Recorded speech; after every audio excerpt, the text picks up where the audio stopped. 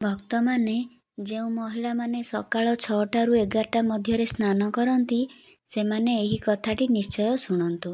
କାରଣ ଅଜାଣତେ ଆପଣ ଏମିତି ଏକ ବଡ଼ ଭୁଲ କରୁଛନ୍ତି, ଯାହାର କାରଣରୁ ଆପଣଙ୍କ ପରିବାରରେ ଦରିଦ୍ରତା, ରୋଗ, ଦୁଃଖ ଓ ସମସ୍ୟା ବଢ଼ିପାରେ। ଶାସ୍ତ୍ର ଓ ପୁରାଣ ଅନୁସାରେ ସ୍ନାନର ମଧ୍ୟ ନିର୍ଦ୍ଦିଷ୍ଟ ସମୟ ଓ ନିୟମ ରହିଛି। ଯଦି ଏହି ନିୟମକୁ ଅମାନ୍ୟ କରାଯାଏ, ତେବେ ଘରର ସୁଖ ସମୃଦ୍ଧି ଧୀରେ ଧୀରେ କମିଯାଏ। ଆଜିର ଏହି ପ୍ରବଚନରେ ଆମେ ଜାଣିବା କେଉଁ ମହିଳାମାନେ କେଉଁ ସମୟରେ ସ୍ନାନ କରିବା ଉଚିତ, କେଉଁ ସମୟରେ ସ୍ନାନ କରିବା ଅଶୁଭ ଏବଂ ସ୍ନାନ ସହିତ ଜଡ଼ିତ ଗୁପ୍ତ ଧାର୍ମିକ ନିୟମ।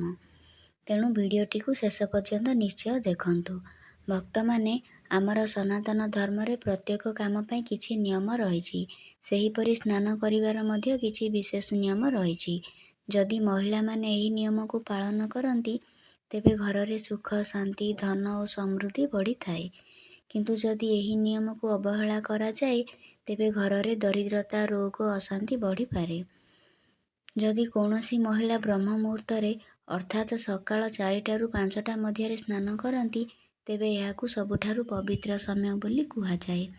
ଏହି ସମୟରେ ସ୍ନାନ କଲେ ଦେବଦେବୀଙ୍କର ଆଶୀର୍ବାଦ ମିଳେ, ମନ ପବିତ୍ର ହୁଏ, ଜୀବନରେ ସକାରାତ୍ମକ ଶକ୍ତି ବଢ଼େ। ଶାସ୍ତ୍ର ଅନୁସାରେ ଯେଉଁ ମହିଳା ସକାଳ 5ଟାରୁ 6ଟା ମଧ୍ୟରେ ସ୍ନାନ କରନ୍ତି, ସେମାନଙ୍କୁ ମା ଲକ୍ଷ୍ମୀଙ୍କ ରୂପ ବୋଲି ମନାଯାଏ। ଏମିତି ମହିଳାଙ୍କ ଘରରେ କେବେ ଦରିଦ୍ରତା ଆସେନି, ପରିବାରରେ ସୁଖ ଶାନ୍ତି ରହେ, ପତି ଓ ସନ୍ତାନଙ୍କ ଉନ୍ନତି ହୁଏ। ଯଦି କୌଣସି ମହିଳା 6ଟାରୁ 7ଟା ମଧ୍ୟରେ ସ୍ନାନ କରନ୍ତି, ତେବେ ସେମାନଙ୍କର ଉପରେ ମା ପାର୍ବତୀଙ୍କ କୃପା ରହିଥାଏ। ଏହି ସମୟରେ ସ୍ନାନ କଲେ ଶରୀରରେ ଶକ୍ତି ବଢ଼େ, ମନ ଶାନ୍ତ ରହେ, ଦେବଦେବୀଙ୍କ ଆଶୀର୍ବାଦ ମିଳେ। ଏହି ସମୟରେ ମଧ୍ୟ ସ୍ନାନ ପାଇଁ ଭଲ ମନାଯାଏ ସକାଳ 7ଟାରୁ 9ଟା। କିନ୍ତୁ ଏହି ସମୟରେ ସ୍ନାନ କରିବା ପୂର୍ବରୁ କିଛି ନିୟମ ମନେ ରଖନ୍ତୁ। ସ୍ନାନ ପୂର୍ବରୁ ରୋଷେଇ ଘରକୁ ଯିବେନି। ଭଗବାନଙ୍କୁ ଦୂରରୁ ନମସ୍କାର କରନ୍ତୁ। ସ୍ନାନ ପରେ ପ୍ରଥମେ ଭଗବାନଙ୍କ ନାମ ନିଅନ୍ତୁ। ଭକ୍ତମାନେ, ଶାସ୍ତ୍ର ଅନୁସାରେ ସକାଳ 9ଟା ପରେ ସ୍ନାନ କରିବା ଉଚିତ ନୁହେଁ। ଯେଉଁ ମହିଳା 9ଟାରୁ 10ଟା ମଧ୍ୟରେ ସ୍ନାନ କରନ୍ତି, ସେମାନଙ୍କୁ ବାରମ୍ବାର ରୋଗ ଓ ଶାରୀରିକ ଦୁର୍ବଳତା ଦେଖାଯାଏ। ଯେଉଁ ମହିଳା 10ଟାରୁ 11ଟା ମଧ୍ୟରେ ସ୍ନାନ କରନ୍ତି, ସେମାନଙ୍କ ଘରରେ ଧନର ଅଭାବ ହୁଏ, ପତିଙ୍କ ଉନ୍ନତି ରୋକିଯାଏ, ସନ୍ତାନମାନେ ସମସ୍ୟାରେ ପଡ଼ନ୍ତି। ଯଦି କୌଣସି ମହିଳା ଦୋପହର 12ଟା ପରେ ସ୍ନାନ କରନ୍ତି, ତେବେ ଘରରେ ନକାରାତ୍ମକ ଶକ୍ତି ବଢ଼ିପାରେ।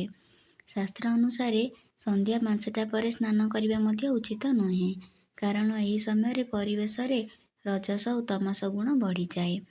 ସ୍ନାନ ସହିତ ଜଡ଼ିତ କିଛି ମୁଖ୍ୟ ନିୟମ। ସ୍ନାନ ପୂର୍ବରୁ ରୋଷେଇ ଘରକୁ ଯିବେନି। ସ୍ନାନ ପରେ ସୂର୍ଯ୍ୟଦେବଙ୍କୁ ଜଳ ଅର୍ପଣ କରନ୍ତୁ। ସ୍ନାନ ପରେ ଭଗବାନଙ୍କ ପୂଜା କରନ୍ତୁ। ଓଦା କପଡ଼ା ଦୀର୍ଘ ସମୟ ପିନ୍ଧି ରଖନ୍ତୁ ନାହିଁ।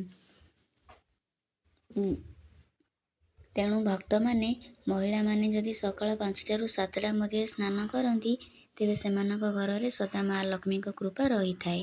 ଯଦି ଆପଣ ମଧ୍ୟ ଚାହୁଁଛନ୍ତି ଯେ ଆପଣଙ୍କ ଘରରେ ସୁଖ, ଶାନ୍ତି ଓ ସମୃଦ୍ଧି ରହୁ, ତେବେ ଏହି ନିୟମଗୁଡ଼ିକୁ ନିଶ୍ଚୟ ପାଳନ କରନ୍ତୁ। ଯଦି ଏହି ଭିଡ଼ିଓଟି ଆପଣଙ୍କୁ ଭଲ ଲାଗିଥାଏ, ତାହେଲେ ଭିଡ଼ିଓକୁ ଲାଇକ୍, ସେୟାର ଓ ସବସ୍କ୍ରାଇବ୍ କରନ୍ତୁ। ରାଧେ ରାଧେ।